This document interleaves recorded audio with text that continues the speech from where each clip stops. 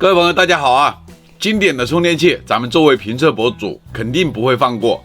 有很多粉丝的我测的，就是我手上这款紫米35瓦双口氮化镓充电器。喜欢这个视频的铁子们，一键3连，点赞关注走起哦！咱们的视频需要大家多多的点赞，这就是我的动力。谢谢大家。这个充电器是苹果手机用户必选的一个充电器，说的是它的文波极低，做工非常好，还有就是性价比超高。大家都知道苹果原装35瓦的充电器它是有多贵，这个充电器才70-80块钱。咱们话不多说，先开箱。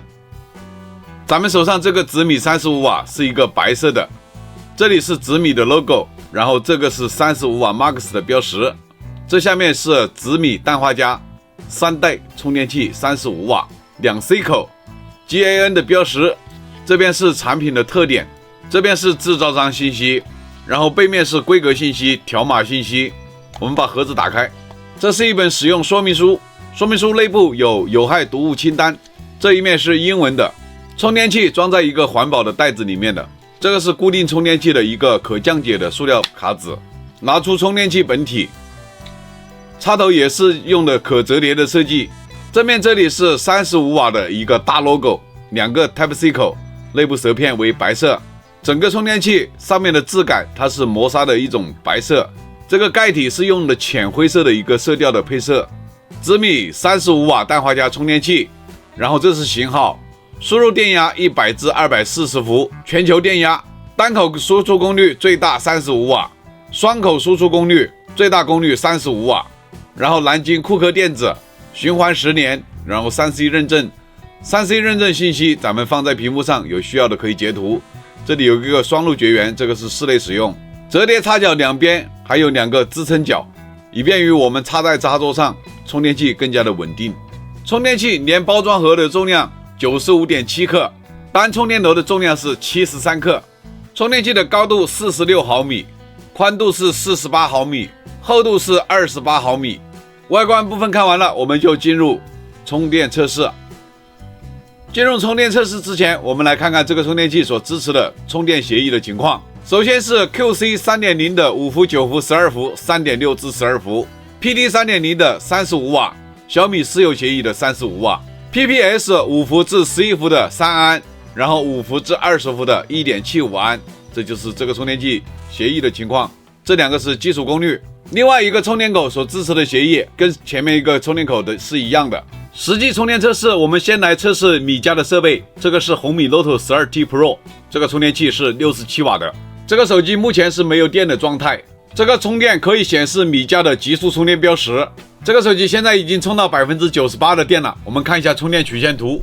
充到第5分钟，我们开机，从最初的21瓦左右的功率，涨到最后充到 90% 的时候25瓦的功率，这个又是一个逐渐上涨功率的模式啊。从没有电充到 90% 的电用了51分钟，因为这个充电器才35瓦，速度还算是可以的。然后我们来看一下它的温度，这个最高温度的时候有48度，咱们今天的室内温度大概就是22度左右。华为手机的话，我们用这个荣耀90试一下它有多大的功率，只能显示双闪电的快充标识，实际功率的话就是13瓦左右啊。OPPO 的系列的手机，我们用这个一加手机的 A11 竞速版，我们来测试一下它的实际功率的情况。它没有显示快充的图标，它最高的功率可以跑到14瓦、15瓦的样子。vivo 系列的手机，我们用这个 iQOO 的 Z8X 来试一下它的功率，也是显示了正在充电，实际功率的话比华为的还要低一点，只有10瓦左右的功率。三星手机我们就用这个 Note 10加来测试，这个三星手机启动的是9伏3安27瓦的档位，可以显示快速充电，实际功率的话大概在15-16瓦左右。苹果手机的充电测试，我们用这个12 Pro Max 来采集数据。现在这个手机还有 12% 的电量，这个苹果12 Pro Max 已经充到 93% 的电了。我们看一下充电曲线图，最高22瓦的功率持续了21分钟时间，然后降到20瓦左右的功率，持续了8-9分钟，然后再降功率，降到13瓦左右的功率，充了7分钟左右，然后再持续的降功率，充到 80%。从10%几的电充到 80% 的电，用了45分钟时间，这个充电速度还算是可以的啊。我们来看一下它的温度，最高温度在45度左右，温度控制也是很优秀的。这个充电器的持续满功率运行 ，PD 35瓦的档位，实际功率30瓦的功率，持续运行了2个半小时。大家看一下充电曲线图，足足的30瓦的功率一直在输出。温度的话，在1个小时的时候就已经到了50度，然后后面一直维持在50度左右，很稳定的啊。我们今天的温度是22度左右。我们现在就是来看看这个充电器在双口同时使用的时候，它的功率是怎么分配的。我们先启动 Type-C 一口，一口的功率启动 PD 35瓦，实际功率30瓦左右。然后我们插上 Type-C 二口，重新分配功率。Type-C 一口变成 PD 30瓦的档位，真实功率25瓦。Type-C 二口的话就是5伏1安5瓦的功率，真实功率两个加在一起就是30瓦左右。我们断开 Type-C 一口，二口的话就重新分配功率，功率变到 PD 35瓦，真实功率30瓦。我们再接上 Type-C 一口，重新分配功率。Type-C 一口就是5瓦 ，Type-C 二口就是 PD 30瓦，真实功率25瓦。总功率的话还是30瓦不变。这一个35瓦的充电器，它出名在它的文波确实是很低的，因为很多博主都测过的。